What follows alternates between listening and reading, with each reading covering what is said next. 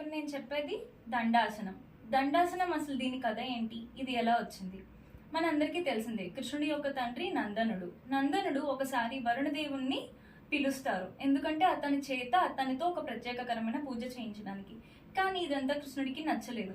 ఎందుకు అంటే, మన ఊర్లో ఉన్న గోవర్ధనుడిని వదిలేసి నువ్వు వరుణదేవుణ్ణి పిలుస్తున్నావు అని చెప్పి కృష్ణుడు కోపంతో ఈ పూజని అంగీకరించలేదు.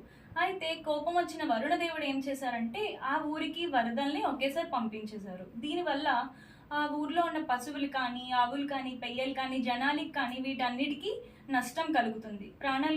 ప్రాణాలు కూడా కోల్పోయే స్థితి వస్తుంది. అందుకే కృష్ణుడు గోవర్ధన పర్వతాన్ని చిటికెన వేలుతో ఎత్తి దాని కింద అందరినీ కాపాడుతారు. ఈ ఆసనం కూడా అలాంటిదే, ఆ పోజ్ లో ఉంటది దండాసనం. ఇప్పుడు ఆ పోజ్ ఎలా చేయాలో నేను మీకు చూపిస్తాను. ఈ స్టోరీ నుంచి వచ్చింది ఈ దండాసనం.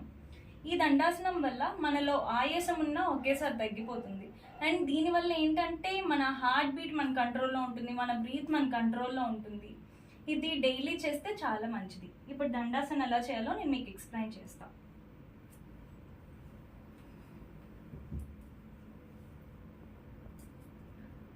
దండాసనం చేసినప్పుడు మన స్పైన్ స్ట్రైట్ గా ఉండాలి, లెగ్స్ కూడా స్ట్రైట్ ఉండాలి, ఎక్కడ ఎలాంటి వంగడాలు అలాంటివి ఉండకూడదు. అండ్ చేతులు కూడా ఈ విధంగా పెట్టి మనం ఇలా స్ట్రైట్ గా ఉండాలి.